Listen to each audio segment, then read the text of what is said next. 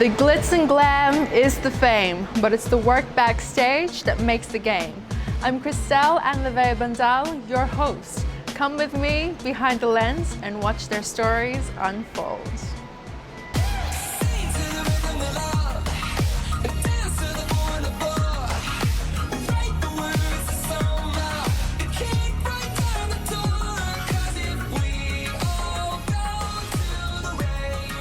From Singapore, his love for the art of hair has brought him multiple awards that signifies his hard work, talent, and dedication. He's a full-time avant-garde hairstylist, a fashion that focuses on futuristic imagination and creativity. He also advocates education as the key to success. He hopes to share his knowledge and skills to the new generation of avant-garde hairstylists and hopes to assist in their successes as well. Everyone, please welcome AhKim Tan. Hi everybody, my name is Arkin Tan and I come from Singapore, and I thank Krista for today. Thank you so much for having us and giving us your time. So we'd like to know more about you and your work. Could you share a little bit about your background? Sure. As I say, I'm from Singapore, and ever since when I was young, I was fascinated with hair. So when I was young, I always passed by the hairdresser shop. I would stand outside the shop and see how they work. And this is how I start hairdressing. You started hairdressing, getting inspiration from the people around you. My inspirations is people around me. It can be anywhere. It can be in a second-hand shop, $2 shop, walking down the street looking at other people's hair, and this I get the inspiration. Yeah, that's beautiful. For the people who don't know what hair intercoiffure is, could you please explain what that is? Intercoiffure National is actually started in Germany I think in 1935, and later on it moved to France, and since then the headquarters in France. Intercoiffure, they have all the branches, association in most part of the world. That's beautiful. So where did you hear about hair intercoiffure? Did you hear of them as a child, or did someone tell you about it? No. When I become a hairdresser, I know where is intercoiffure comes from. But because intercoiffure is a very prestigious association, and I can say it's very snobbish too, and it's not easy to join them as a member. How did you end up joining? I have been trying for many years. When I first come to Australia, I want to join them, but they don't want to know me. It takes me 25 years later to approach them again, and this time they want to know me. But before they take me as a member, they want to know who are the people I know so they can check on me. Do you think that your connection to other people helped you join the association?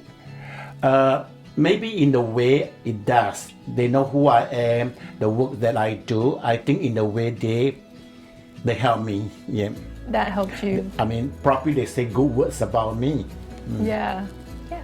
So going back to your work, if you could describe your style in 3 words, how would you say? My style in 3 words, in my work. Yes. You have to love what you are doing, and you must have a passion, and you must be patient of what you want to do. That I think that are my key. Your key into creating your work. Yes. You need to have passion to have. Yeah, passions, yeah. And when you're creating something, where do you get the inspiration? Okay, there are a few ways I get my inspiration.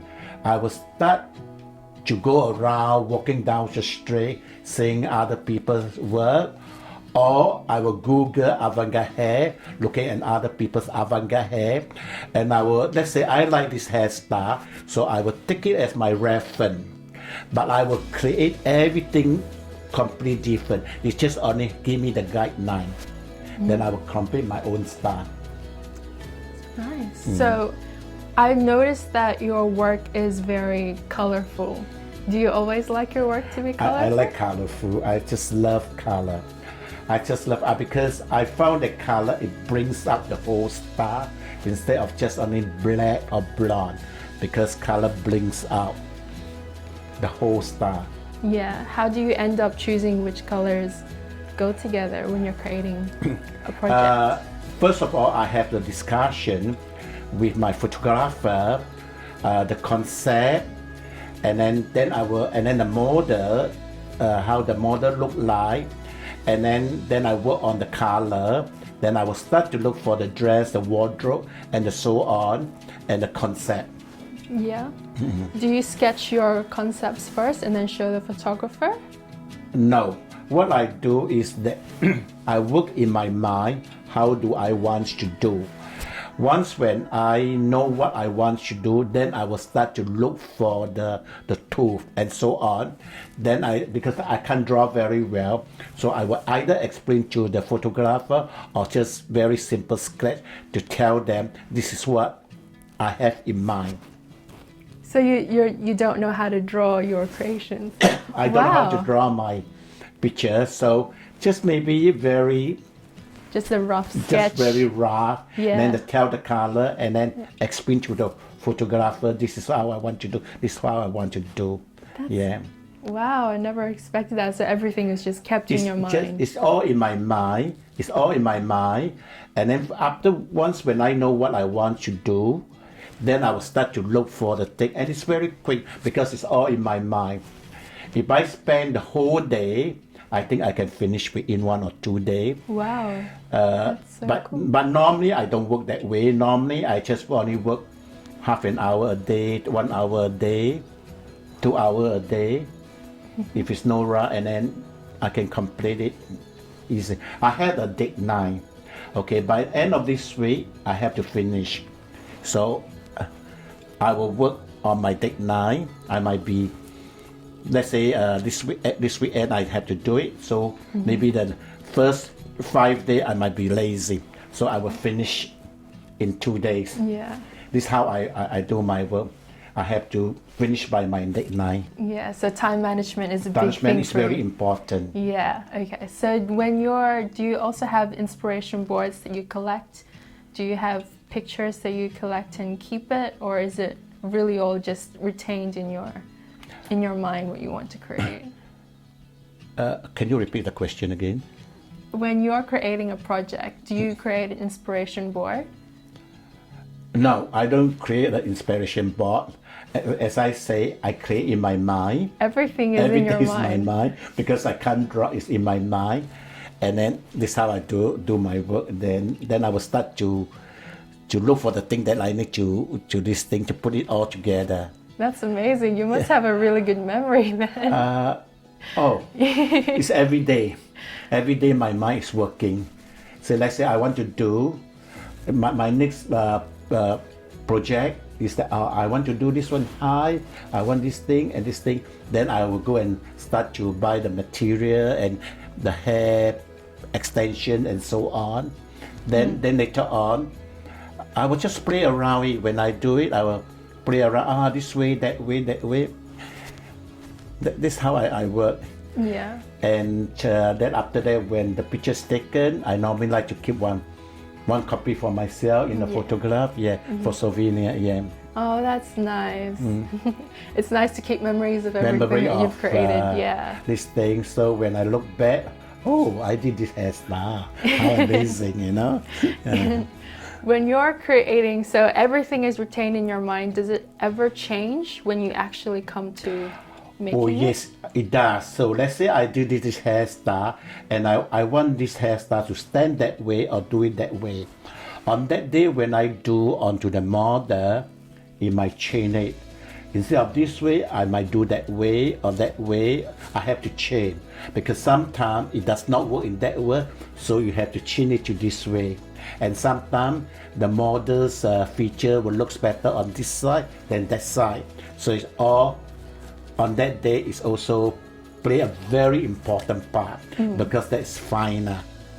Yeah. So sometimes you change it on the day of your shoot. On that day, the style will not change, but the position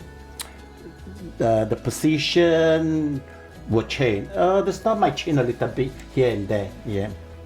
How do you find your models for your hair creations? My model for my hair condition. No, I know a lot of models. So what I do that, if I'm going to do this hairstyle, then I say, I think this model will suit it. Then this and that. And then later on, I will discuss with my photographer, my makeup artist. I say, I will speak to my photographer first. I say, I'm going to get Miss A. What do you think? And I'm going to give this hairstyle. Then I will get his feedback from me. And when he say okay, then we will talk to the makeup artist that we want this look, that look. This is how I work. Yeah. So just going back to your childhood, you said that you got your inspiration from the hairdressers around you. And my neighborhood hairdresser. Did you ever assist anyone that was also doing competing? No. I start off as a commercial hairdresser in the hair salon. I cut hair, I color hair, I do this and that. To tell the truth, I found it very boring. It's very, very boring. And then later on, I always like avant-garde, so I have to self-train. Because avant-garde, you can't learn. You can't learn. So I have to self-training myself. I remember when I first started, training myself, sometimes the hairstyle that I see and I wanted to do, it takes me months to able to complete. Yeah. To have to complete, because I must admit that I don't have enough skill then. But later on, I found it more and more easy. And nowadays, when I look at other hairdressers work in Google or whatever, I look, you know how to do it. I know how to do it. Yeah. I remember I saw one hairstyle done by Tony and Guy, and I really liked to do it, but I don't know how to do it. I really want to do it. It takes me so many years, more than 20 years, to make the hairstyle. Wow. Because I cannot figure out how he do it. As I say, my skill is not enough. My knowledge of hairdressing is not enough. But now, when I look at this, it's easy. So that must have taken a lot of patience. A lot of trial patience. and error. You have to study. You see, when you look at style of other people work, you have to study how do they work. You have to see how they work, and then you figure how they work. Then it's all in your mind, and you do your own way. You do the way that you found that you are more comfortable with. This is how I do it. How did you fall into liking avant-garde? As I say, avant-garde is big, it's bold, it's beautiful, and it's so fascinating. You can do so many ways. And avant-garde, when you do avant-garde, the picture is taken, it looks so beautiful, and it's there. If you do wash and blow, how beautiful you blow dry the hair. In picture, in photograph, it's nothing much. This is how I think avant-garde. Because avant-garde, you can say, in years to come, the star is still there, you see? So you're able to use more of your imagination. Yes. And creativity to Yes. create your work. That's beautiful. Do you know anyone else in avant-garde that inspired you? Did you have like a hairdresser who helped you out when you were practicing? Avant-garde, I do it, as I say, I learn by myself. Just yourself. Self-trained. But there are quite a few of avant-garde hairdressers in Australia. Not too much. Quite a few of avant-garde in Australia. Avant-garde is the hairstyle that you must have the patience and you must love it, because there's no money. No girl will wear avant-garde to a party. No girl will wear avant-garde to walk down the street. It's all mostly for show, hair show, for photo shoot. But as a hairdresser, I think it's important. You need to know how to do avant-garde hairstyle. There are so many very brilliant avant-garde hairdressers in the world. It's amazing their work. So when you were learning, were you also still a part-time hairdresser when you were still learning avant-garde? I was a full-time hairdresser. When I'm doing avant-garde, I only do it in the night. I try it out in the night. And then later on, I give up my what we call my commercial hairdresser job. I go full-time with the avant-garde because I like avant-garde and I think hairdressing is an art. I think hairdressing as an art, as a career, but not as a hairdressing as a job, you see. So I found that being a hairdresser, you need to know what you are doing. You must love it. Even sometimes when I do something, when the client says, oh, it's very beautiful, but deep inside of me, I know it's not beautiful. I will tell them, no, we need to change. Because it's very important, because you cannot lie to yourself. You know, you can lie to the client, but you cannot lie to yourself. So as a responsible, as an artist, I need to do my best, even if I have to spend a lot of time, you know. That takes a lot of patience and A hard lot work of to get patience, to your, a lot of patience. to your final vision. And you need to, because avant-garde is also, you need to let the model know that this is going to take that long, you know. So don't let them feel that they have been sitting whole day, and it's very tiring for the model to sit there, you know. When you were doing avant-garde, was that in Singapore as well? No, I do avant-garde in Australia, but now I have client in Singapore who wants to do avant-garde style. I go to Singapore to do the avant-garde hairdressing. So you started avant-garde here in I Australia? learned it all here. Oh wow, that's amazing. Are there any other countries you've been to as a full-time avant-garde hairstylist? Yes, I have been invited to Switzerland, to South Africa, to do a workshop on avant-garde and present a show there. And besides these two countries, I have also been to other countries like Japan, Korea, Thailand, to do the hair show, India, Sri Lanka, you know, to present the show, you know, and to do the workshop. You've been to many countries all over the world. I love it. I just love traveling. Yeah. And I love my work. I just love my work. Yeah. Do you find that when you go to a different country, your artwork, does it change according to the country? No. It's universe. What you do here is what they do there too. But you have to keep the latest trend. Even avant-garde, you need to keep the latest trend of what other people doing now, you know. We cannot, it's not good to do the avant-garde style that is few years back, you know. And in other countries, is that competition or are those shows? I used to do this, what we call Visionary International Award. It's open to all the avant-garde hairdressers in the world.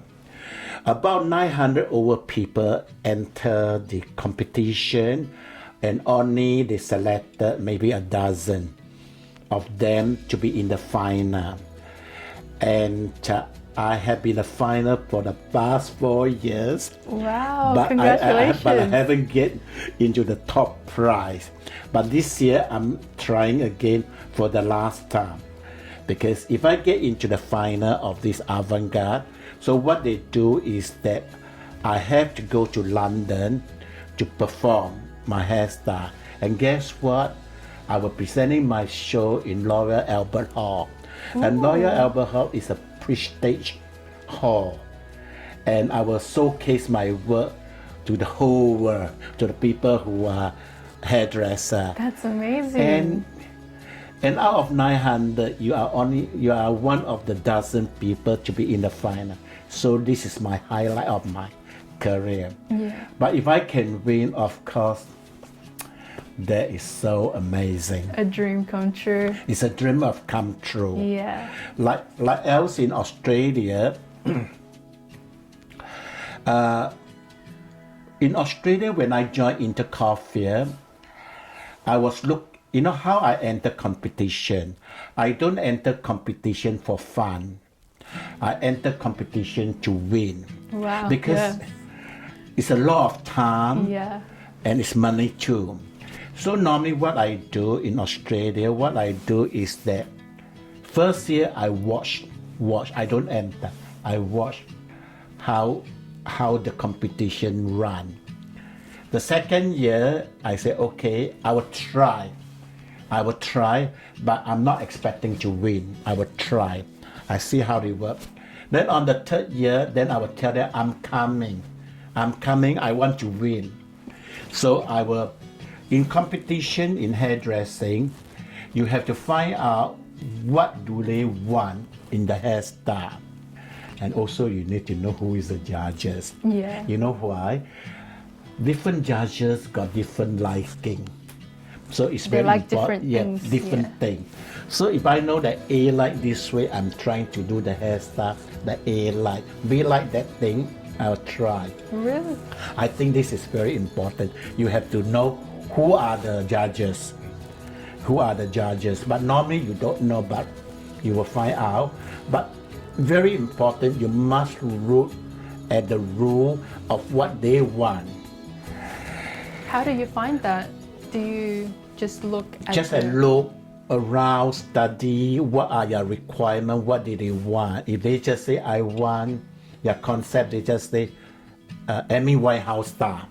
Amy Winehouse, a famous singer in England, the star. So Amy hairstyle is like that. Then you do like this thing, you will win, you know. I think you will win. But anyway, on my third year I enter and I win it big. I think I came in, I was the first winner as well as the second winner in Avant-Garde. And I also won editorial and so on, Man Cut too. And overall, I was an overall winner in 2011. Then since then, every year, I always win. Wow. Except from 2001 to last year, 2018, I always win first prize, except I think in 2015 and 13 I was runner up. In 2018 and 2017, I won the first and the second prize in Avant-Garde. And last year I won the overall. And this year I'm entering again. You're going for it I'm going again, and I hope I will win again. But this will be my last year. Your last year. Maybe my last year, maybe. But in London one, it will be my last year enter because, you know, I have to travel all the way. That's, you know, too much, you know, for me. So in London one will be my last year. This is what I'm thinking, but I never know. Yeah, but I will definitely Australia one. I will be doing it because I will be doing it. Yeah, so I hope I will win again. Are you starting to think of a project already that you're going to create for the competition? I already entered the thing, and one of the hairstyles that can I say this? I did it on you. Oh. That the one I already sent it in. Yeah. I did the hairstyle for you. Talking about your hairstyle, is a peacock hairstyle that I always want to do it, and I cannot figure how to do it. I don't know how to do it. And then suddenly it comes to me, I can do like this, you know, like this. But I think I want to redo that again, to do it a bit different, you know, on the peacock style. Yeah. Do you ever look at an old work and say you want to create something different from that? Something similar, but you're making it new? Yes, I do. Sometimes the hairstyle that I like, I want to redo it again, but differently. The base are the same. but differently. Is it because your skills are different? Or No, you I just don't want to do two of the same style, but I will use that as a guideline to create a new style. Do you ever find yourself creating like a whole collection? Say you just chose peacock, would you create a whole collection of peacock inspired? No, just maybe one more, two style. So That's it's all, always yeah. different. Yeah, just a different, maybe in colors, Yeah. and the way I do is different. Yeah. What do you think is a project that you're looking forward to doing? I want to do peacock again. You want to do I want to do again? peacock because I like it, and because that also, I want to do it even better because the last time I do peacock, I use a paper behind, but now I use the what we call cinema material fabric. Excuse me. I use the fabric, so I will have a better control because last time the paper is a bit hard. So you improve when you do it, you improve. The last time I do it, I use a paint to paint it on the outline, but now I don't use a paint. I was thinking to use doing what we call I will braiding the hair and just sew it on the outline of the peacock there. Yeah. So you every time when you think of something, you want to do something that is easier, more easy.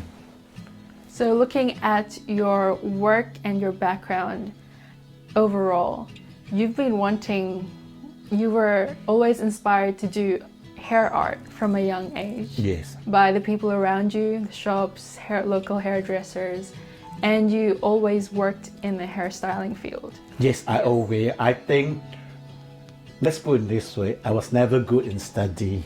I was never good in study, so I tell myself, oh, I'm no good in study, then I better learn some skill. You see, this is how I get into the hairdressing, to become a hairdressing also, because I got a skill. That's it. I'm not bright to be in school, so I Use your my creativity instead. Yes. Yeah. And I want to do it where I don't want to be a hairdresser only. I want to be an outstanding hairdresser. I want to be known. People know me, my work, me and my work. Mm-hmm. And I guess that goes to show what you've been through is that it's not always there's no fast track there's no expressway to your success. No, you always have to do trial and error. It's very tough actually. It's you really have to work hard to be there. And for you, it took 25 years to enter an association. Yeah, you see, 25 years to join this Intercoffee is so difficult, you know? Yeah. But I don't mind, I'm a very stubborn person. If I want something, I make sure that I will achieve it. It doesn't matter how long I take. Yeah. Even now, I found something very interesting that I'm doing it now. Alteration on pants. Because I have a lot of pants, it's getting so tight. Some of it so tight.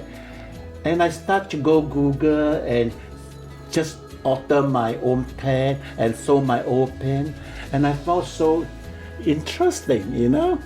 And now I got a lot of pants to wear because I released make the waist bigger now, make it tighter now because of fashion. And I found it so interesting. You know, you must love what you are doing. Yeah.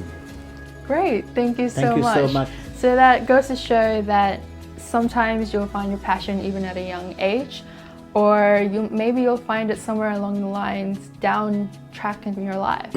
But no matter what it is, you're always going to have to do trial and error to get there, to get to where you want, and you always need to think of new ways to do things, to always focus on mastering your skills and your craft.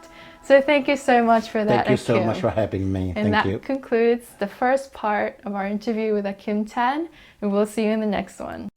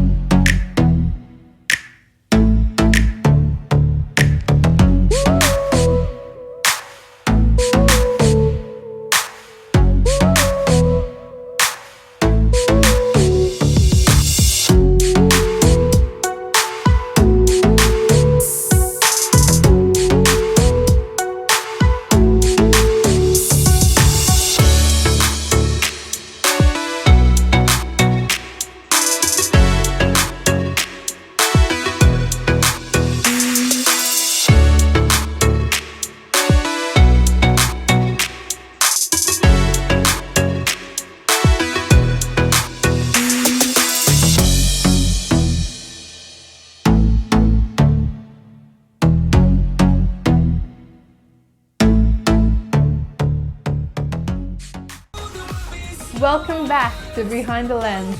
We're here today again with AhKim Tan. Last episode, we got to know more about him, his background, and his childhood, his inspirations and motivations in creating his artworks. Today, we are going to talk more about his new beginnings here in Australia.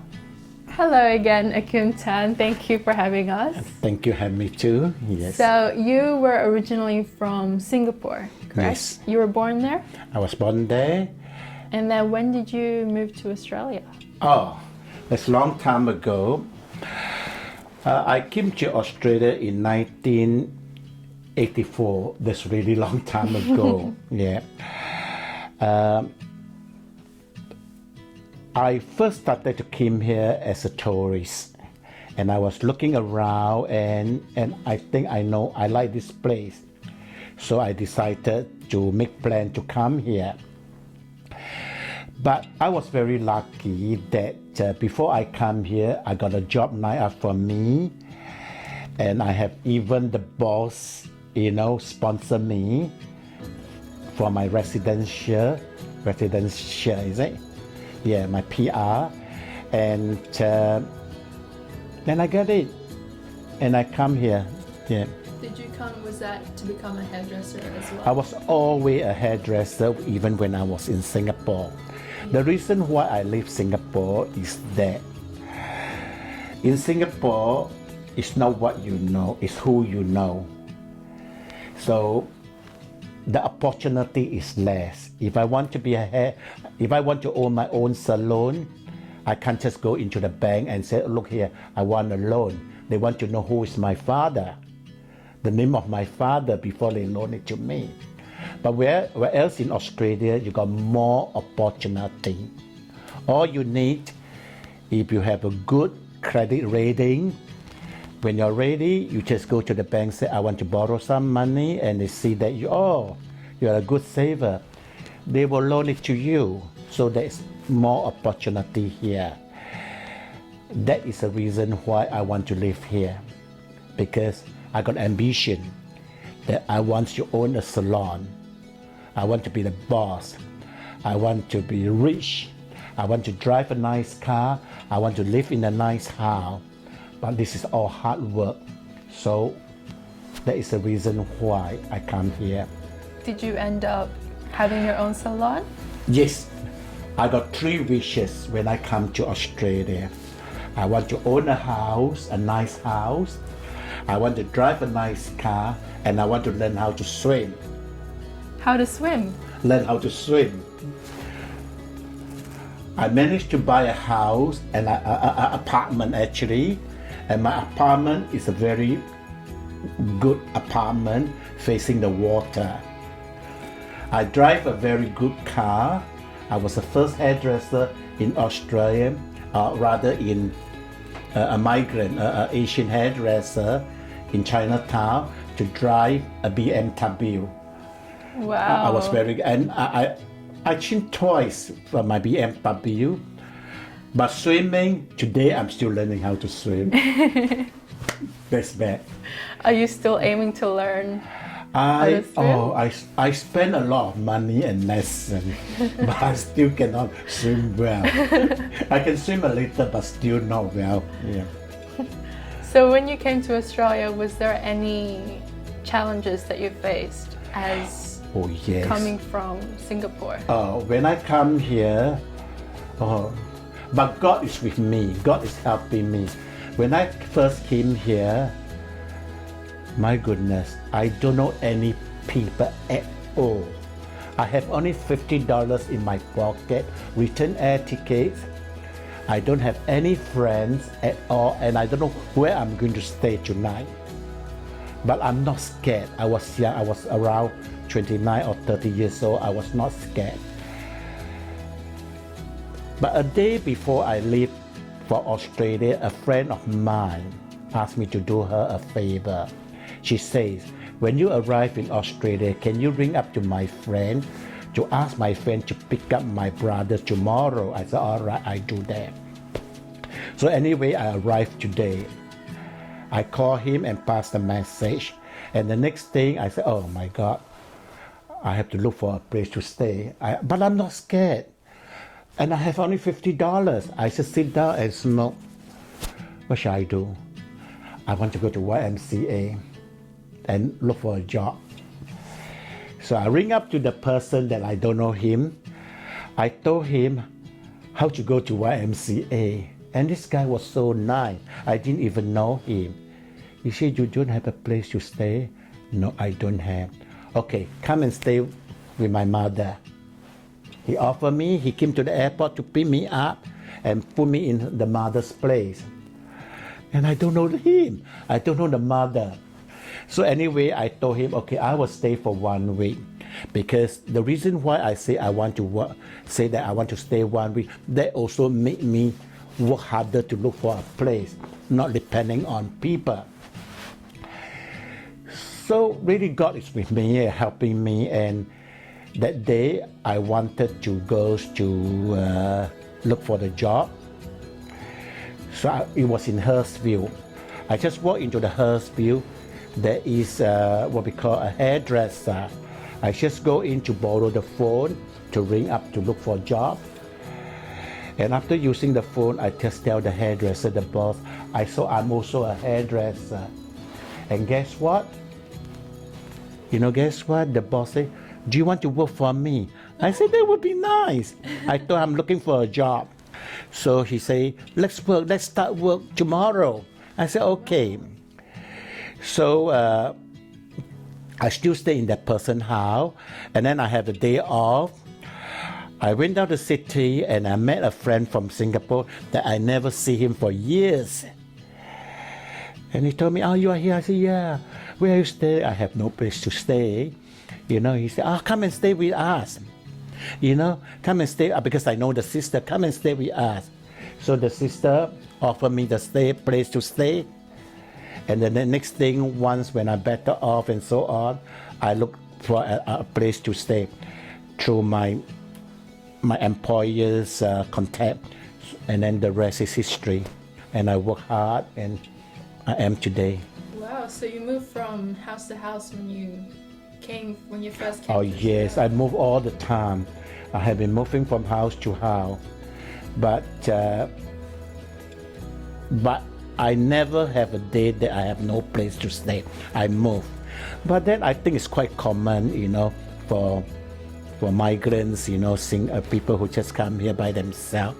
I think it's quite common they move out all the time, So, when did you start practicing for your avant-garde hairstyling when you came?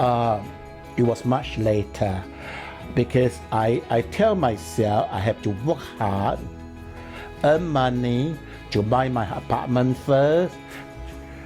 Then the next step is to buy a car.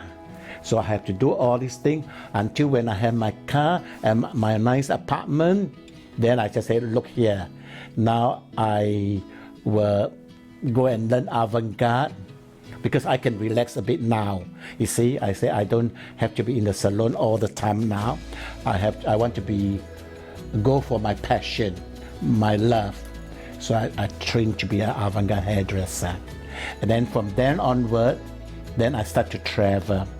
When I was a commercial hairdresser working in a salon, I worked 7 days a week, 364 a day, a year. 1 day off, that's during the Chinese New Year. Oh, 1 day off for Chinese New Year. But I work 364. That's a lot. And not only that, I work full time, 7 days a week for the next 20 or 25 years.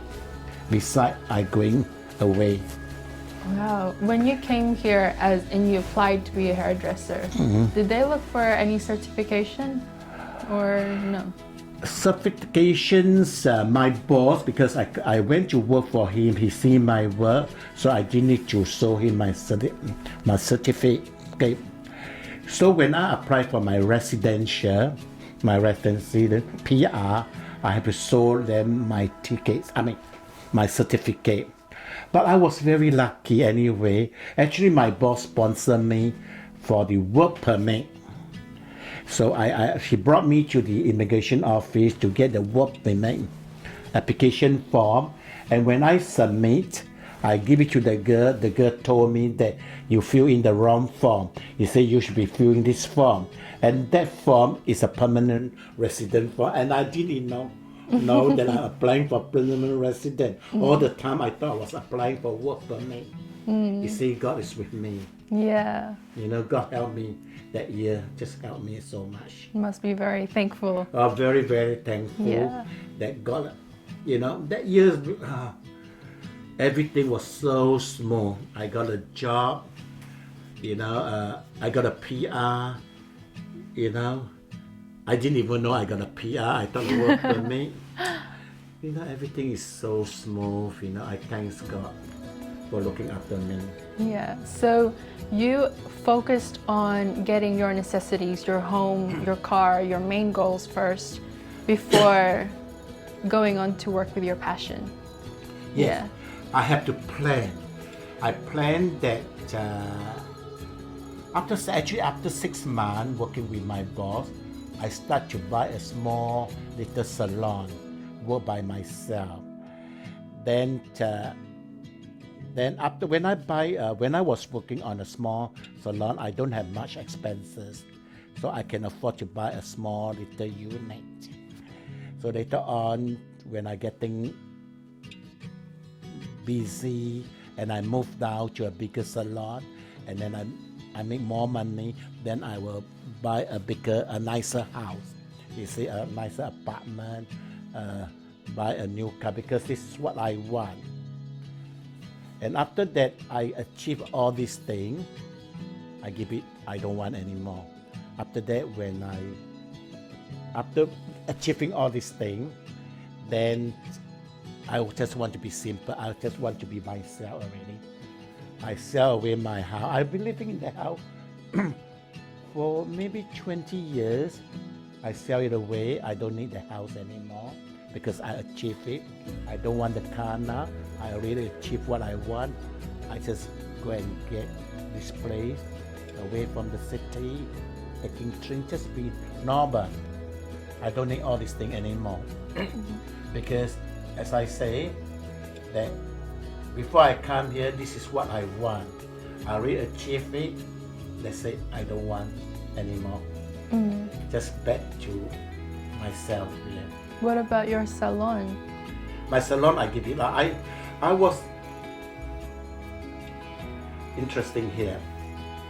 As I say to you that I was never a bright person, intelligent, but I definitely not silly person. I always, as a hairdresser, I always think that I am ahead of my other people, especially the migrant. Do you know, I'm proud to tell you, I'm the first one in New South Wales to open a private hairdressing school. Really? Private hairdressing school. The first one in New South Wales? First one in New South Wales. That's amazing. No one, because it don't give any accreditation to anyone. I was first one to get the accreditation. But I'm not a businessman, so I don't know how to run. So after a few years, I give it up. Then later on, hairdressing is become popular. People want to be a hairdresser so they can live in Australia, apply to be a hairdresser. I reapply again and I get it, this thing, and I'm very proud today that I still, not only the first one, but also the first Asian to run a school. And I was doing very well. My school was a small school. I'm a principal, I'm an office boy, I'm a teacher, everything I know how to do. Wow. Okay.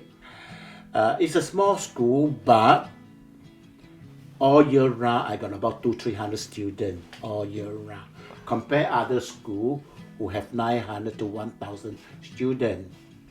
But they have to employ so many people to work. I don't have to. It was all you? It was me and a few staff. Now I got a few teacher and this thing. If the teacher don't comes to work or they fall sick, I can teach. If the office boy don't come and clean up the place, I can clean. That's not a problem. Wow. So, I mean, I this thing, and I also proudly I want to say to you, I was also a first Asian hairdresser to do hair show in Darling Harbour.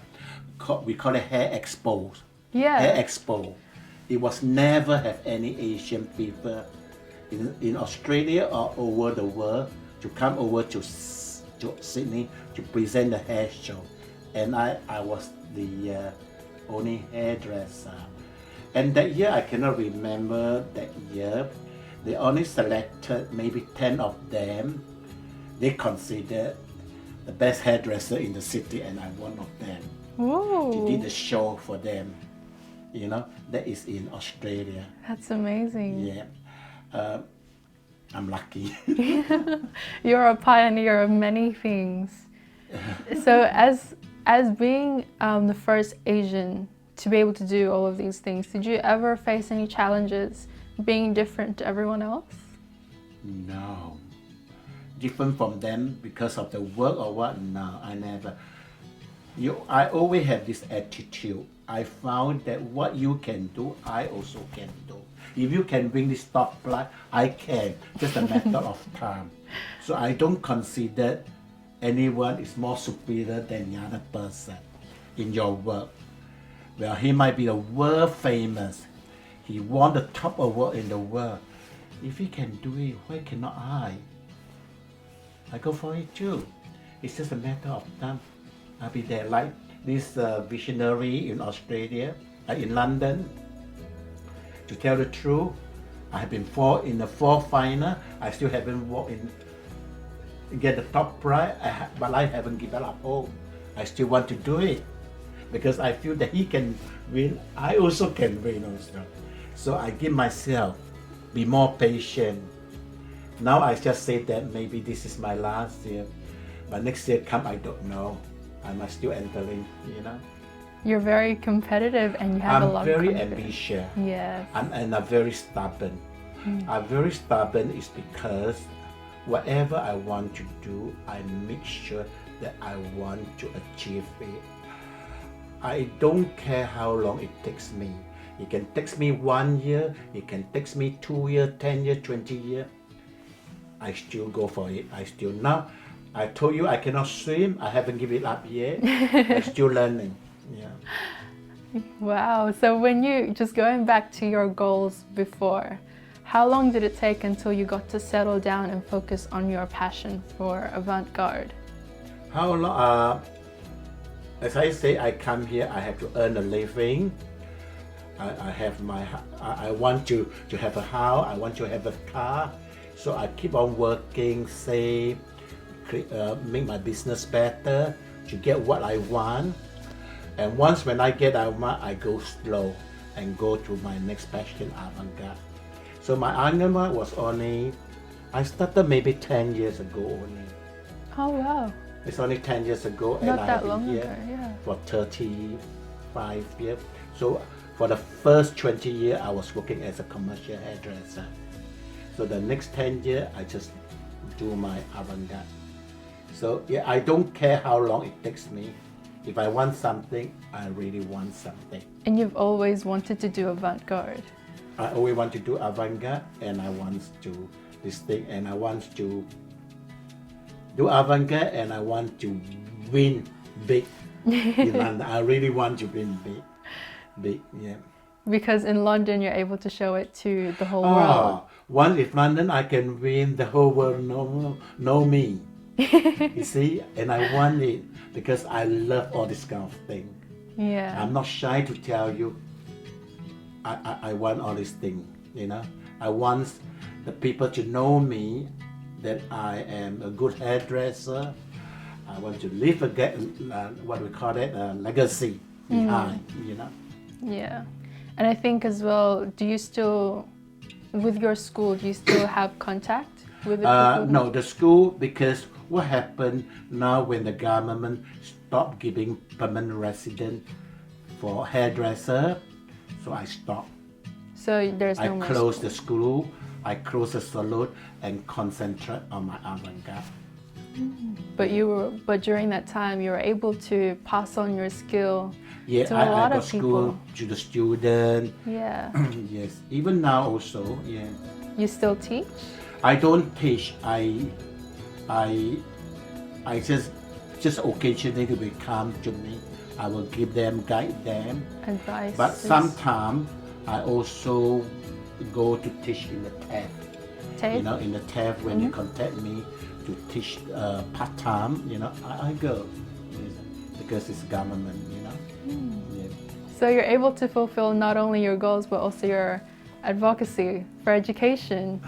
Yeah, that's Yeah. amazing. I want to that if one day I still haven't find someone, a young person who really wants to be an avant-garde hairdresser, because as I have to warn them, avant-garde hairdresser, there's no money in it. So you only do it in passion. And a lot of young hairdressers, they don't have the time to do it as a passion just yet, because they have to concentrate on your work to earn money.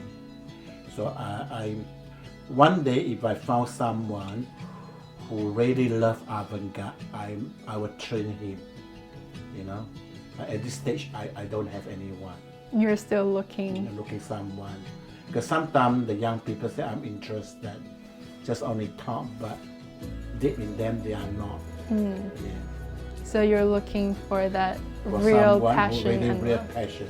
Because to tell the truth, I don't want to waste my time on someone who have no interest or lost interest. Because when I do things, I want to do it for good. I want to learn it for good. If I want to be an avant-garde hairdresser, I want to learn to be an avant-garde hairdresser. I don't just learn halfway and give it up. That's not me. In anything I do, I always want to learn it right to the end. How do you think you're going to find your student? Oh, they Is come that to it? me.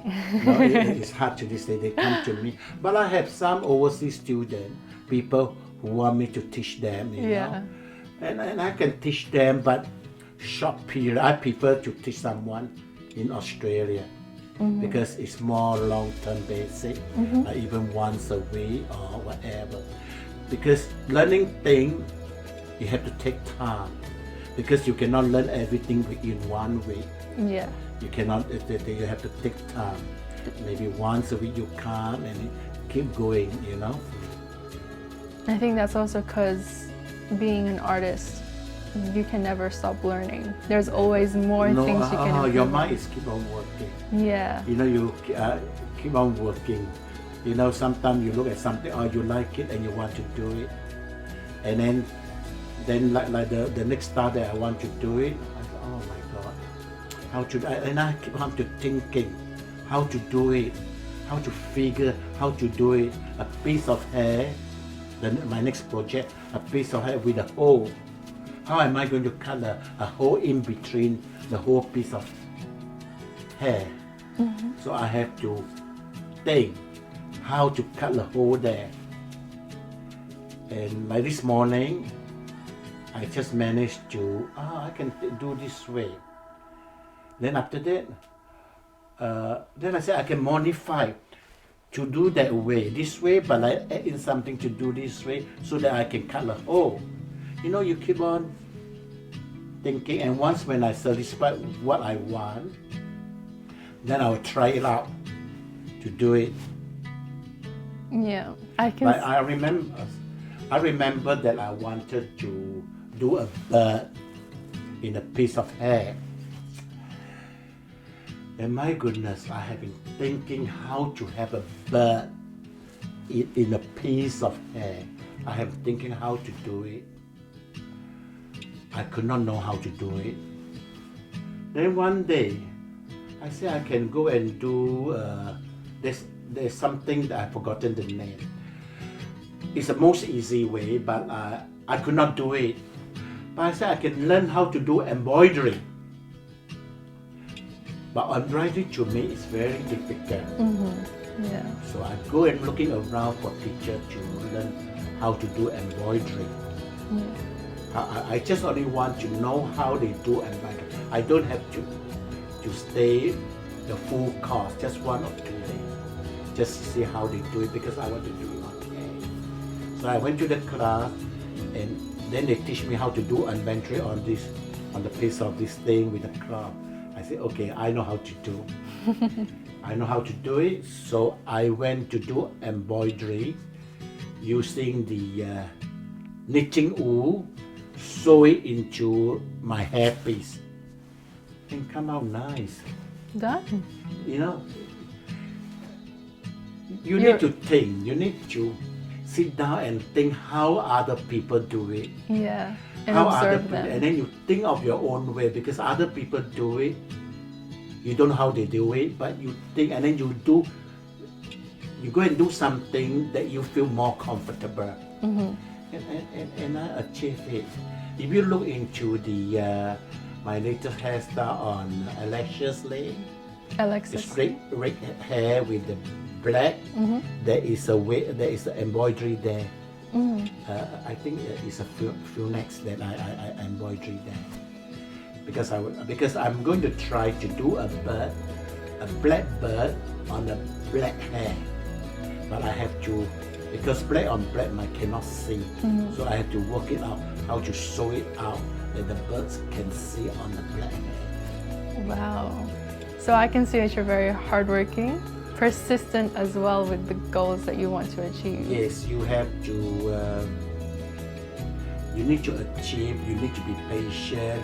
If it's not successful, we do it again. And with your advocacy of education, you're still looking for that someone. It's you someone want. who's interested. Yeah. Because I found that I think the system in Sydney, Australia is that, okay, if someone wants to be hairdresser, let's say for example, this boy is very talented. He's going to be a good hairdresser. But in Australia, the system, I don't know, I think the system is the same. You need to get a job in a hair salon. And once you get a job in a hair salon, then you can go to the school, go to the TAFE and learn.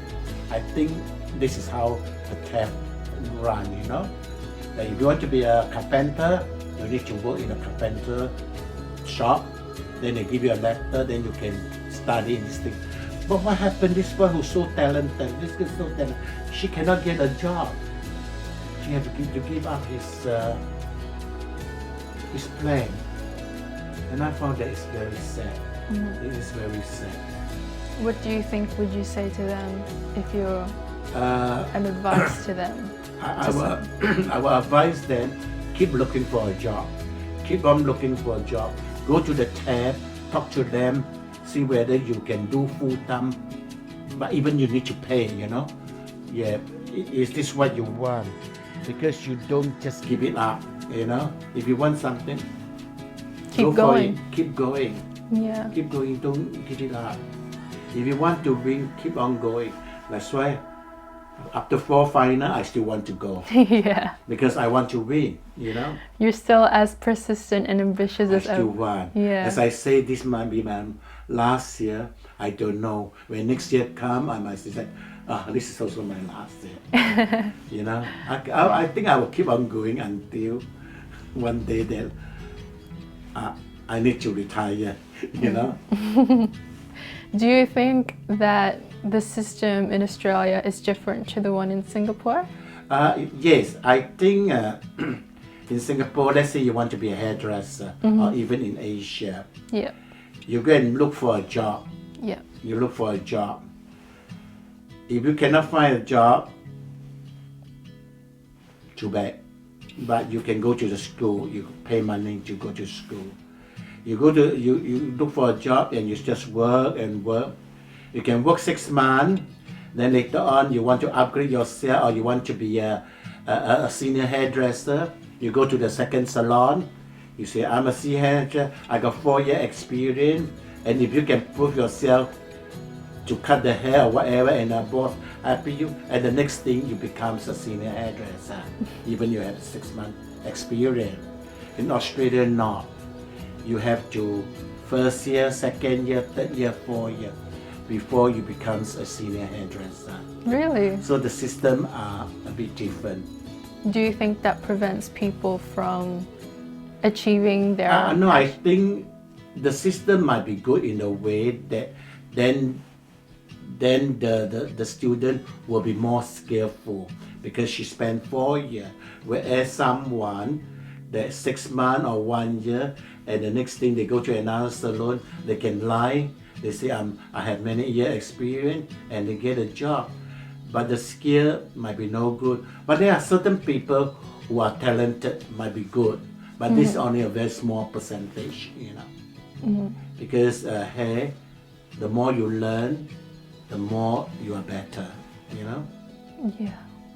So we can definitely see that the cultural differences there as well.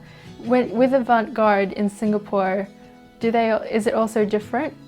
To do the hairstyle is no different. It's an individual creation. But I don't think they have any school that teach you avant-garde. In Singapore? In Singapore. Unless maybe private school that the teacher know how to teach avant-garde. But I can tell you there's not many. Even if they have just maybe a couple of them, but I don't think so. What about in Australia? In Australia also no. Avant-garde school, no. They have to find it they have to They have learn. to train themselves, Yeah. or they have if you know of this hairdresser who are good in avant-garde, you ask them to teach you, or you have to learn yourself. I don't think there's a school that teach avant-garde hair. So you really have to love You have it. to learn. You have to love it. You have to learn yourself, and if you want something, then you might go to the person and say, "Can you teach me avant-garde? I pay you," or something like that. But they don't have a school that teach avant-garde style, you know. So I guess we can say that avant-garde is a universal style. No matter which country you go to, it's widely accepted because it just challenges the audience. It's widely accepted in a hair show, but not as As a normal. normal commercial earning money now.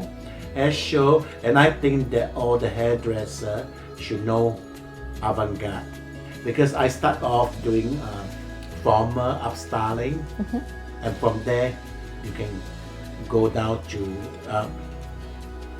what we call avant-garde. You have to know styling first, upstyle, formal. Well, then I guess that shows everyone that different countries, there are different systems, and that can also affect your passion in the arts Oh of yes, hairstyle. different country, yes. Yeah. Sometimes it is very sad that you see young people who are so talented and they don't have a chance, so they miss out the opportunity. I see a lot of them are like that. Really? You see a lot of them. Wow. Good, talented, sharp eye, but no opportunity. They have to So I search think and create for themselves. I think in life is that you must have the opportunity. As I always say, it's not what you know, it's who you know. Do you also think it's important I for think them it's to very important. create the opportunity themselves? The opportunity, who you know. Yeah. If you don't know people, how good you are, it's no use. Look for a mentor that can help you. Mentor, you get people spot you, in anything. They spot to you, the rest is history. Well, thank you so much. Thank you There so you much. go. So AhKim Tan, coming from Singapore, he moved to Australia to pursue his goals. First, he completed trying to look for his home and his car, his basic necessities before he could work on his passion, which he really loved and cared for, which was avant-garde hairstyling. He is also continuously working on his advocacy for education and is still looking for that one student, or maybe more, that has that burning passion for avant-garde hairstyling because he wants to leave a legacy not just to one person, but possibly the world. More, yes. Yeah. Thank you so much. That wraps up the second episode, and we'll see you next time. Thank you so much. Thank you, everyone. Thank you.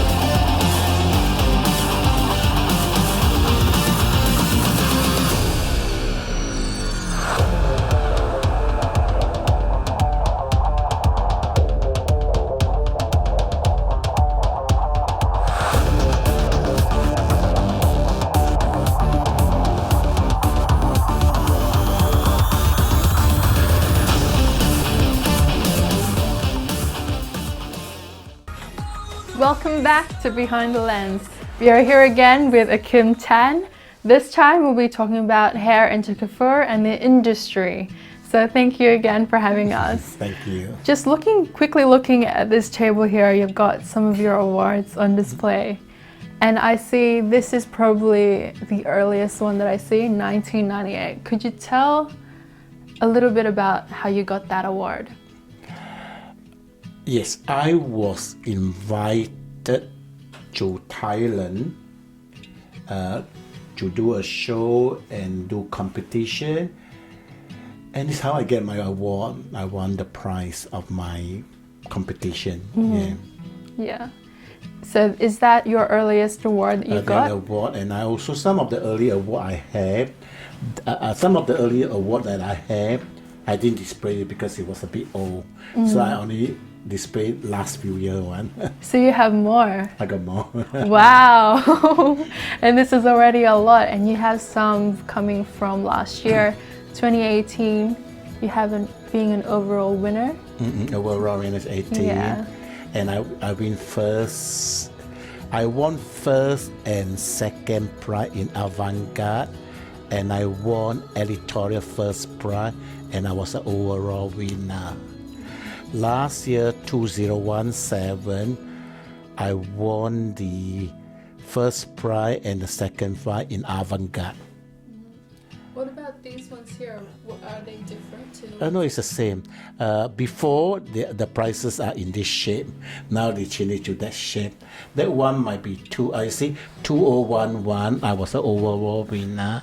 Yeah. And here is you're also, a senior winner in Avant-Garde. Yeah, because some of them I didn't display it out.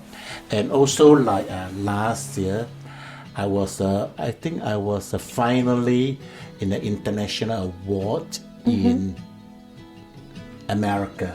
USA. America. Yeah, USA. Yeah. And I have, as I say, I have this visionary award for the past 4 years.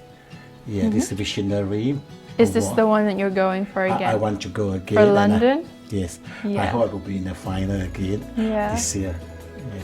How many finalists are there in the Visionary Award? Was it? Australian gold there? No. Out of the 4 finals that I've been to, Australian.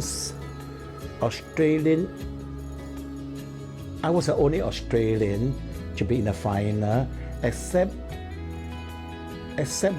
1 year, there was 2 Australians, myself and another guy. Yes. So as an Australian, I'm the only one. As a Singaporean, I'm also the only one. Oh wow, that's pretty cool.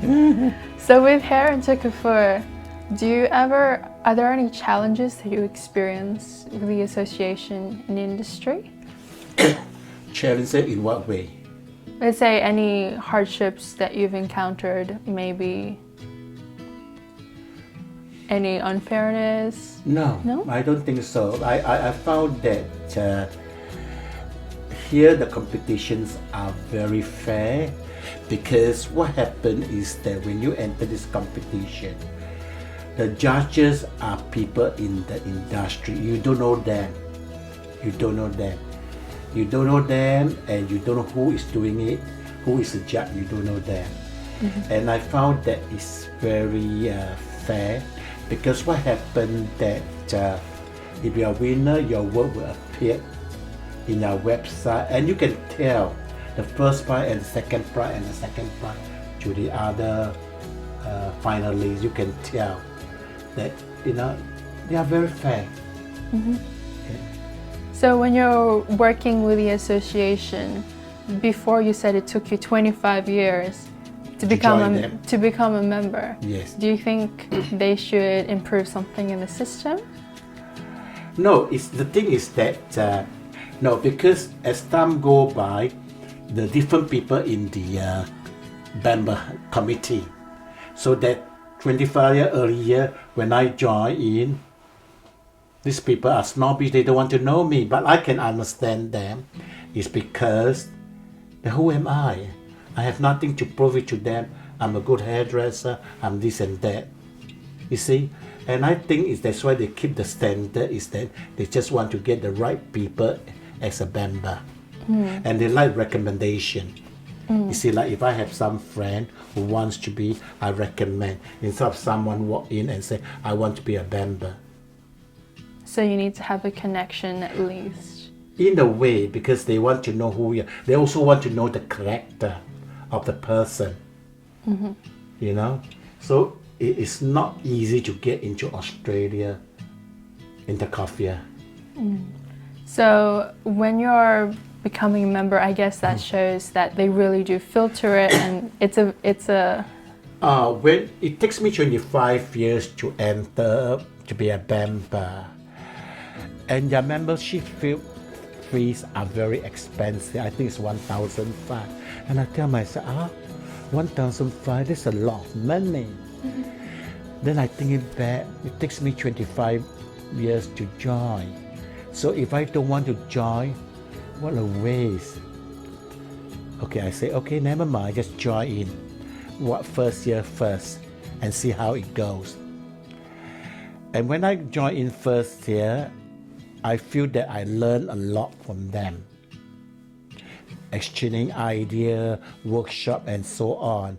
And I have been a member since 2011 or 10, nearly 10 years.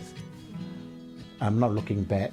So it was worth it. It's worth it. I think it's beauty. And I have the opportunity.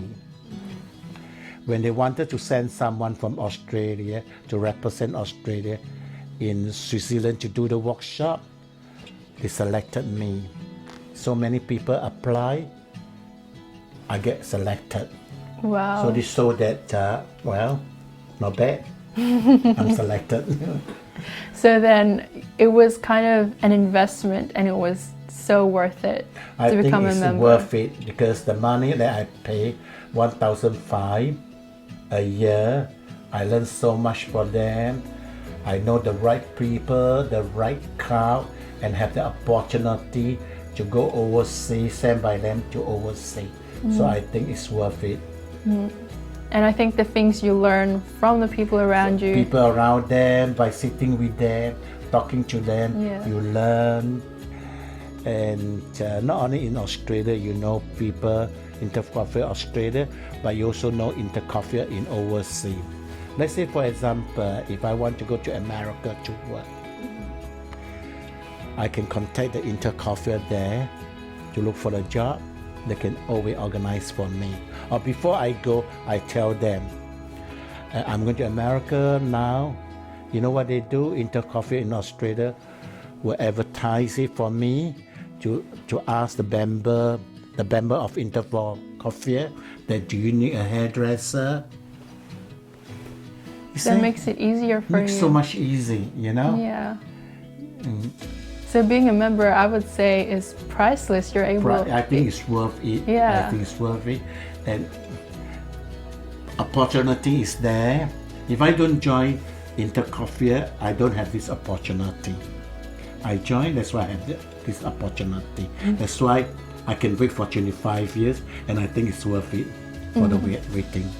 So you said you don't regret joining this association. I have no But if regret. we were to take a little step further, coming back to when you were younger, do you see yourself, if you could change your career path, do you see yourself doing anything else?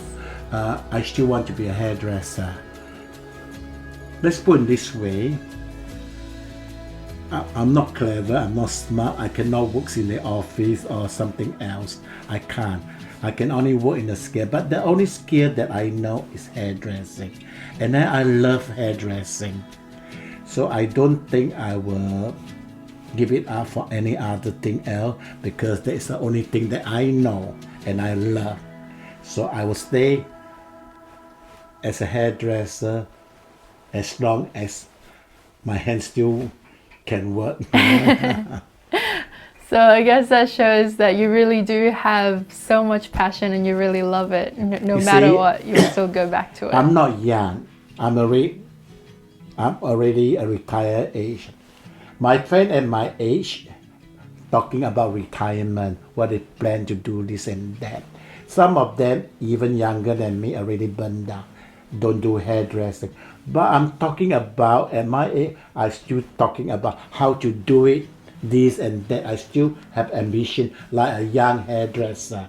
It's so much different.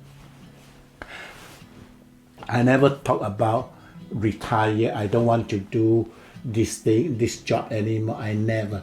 I'm talking about next step. How am I going to do? This is what my passion is. I just want to keep on working until that one day I cannot work. You know? So I guess one final question I have for you is, what is the biggest fantasy you have on creating? Could you describe it? Can you repeat the question The again? biggest fantasy you have to create. A bigger fan, what peacock actually.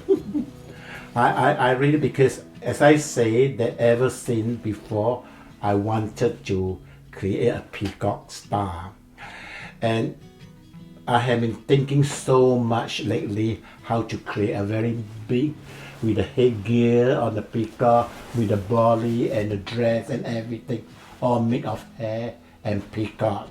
So that is a big fantasy, and that is also, I can say that is what I want to do it all this year. So I want to do all my best. So, and I go all the way because in Australia I could not able to buy cinema fabric, you know, because it's not Melbourne Cup time, so they don't sell it. I do know that in Philippines there's a lot. I could not find it.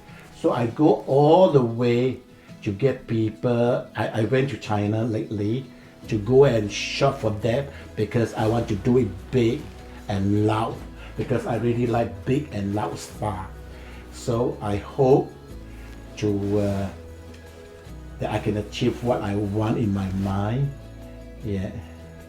We will definitely be looking forward to seeing that. Yes, I only halfway through at the moment. Oh wow, you started already. I really started already halfway through, just to do the pattern, the body. I have at the moment I only do 200 of them. Wow. But I do it on my pace. I didn't do it every day, just 200 of them. And now I have to sew the wing and the body, all the together. dress, everything. I'm working on it now. Yeah. So once when this thing is done, hopefully by next week I can create the wing and then I will start to sew it onto the wing, the pendant. It's simple, but you need to get it there. Yeah. That's good. I'm so excited for it. Yeah, and then once when I understand, I will sew it off. For those who sew it off. Thank you so much for Thank you so having us. We all learned so much from you. And we just have one final thing. You've got a book that you wanted to hand over. This is my book. It's all my creation. That's beautiful. All the avant-garde creation. You know that I have it. Wow. All the creation.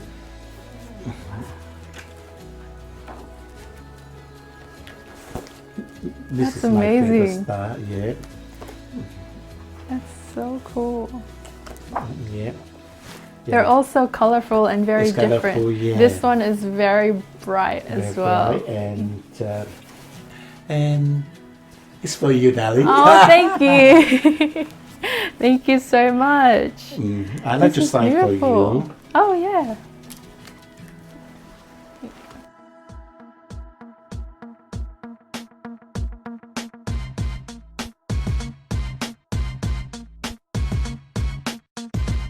Thank you. And I Thank guess you. that goes to show that no matter what your passion is, you've got to keep working hard no matter Go how for long it. it Don't takes. give it up. Never give up. If you want to do something, don't give up and do it well. Don't just do it. Do it well. You want to be a hairdresser, to be a best hairdresser. You want to be a whatever it is, do your best. That is my advice. Thank you so much, and we'll see you guys next time. This is Behind the Lens. Thank you so much for watching. That wraps up our interview with AhKim Tan, an award-winning avant-garde hairstylist. He was even kind enough to gift me with one of his books, which has a kind little note that says, "Dearest Christelle, with my love, regards, AhKim Tan." Thank you so much for the kind words. And just to show you guys what you can see in the book, this is one of his favorite creations in this edition, and you can definitely see more of his other works, which are all amazing. And I guess from him we get to learn that passion takes a lot of patience and hard work, and no matter how hard it can get, no matter what challenges you will face, you have to keep moving forward. This is Behind the Lens, and we'll see you guys next time.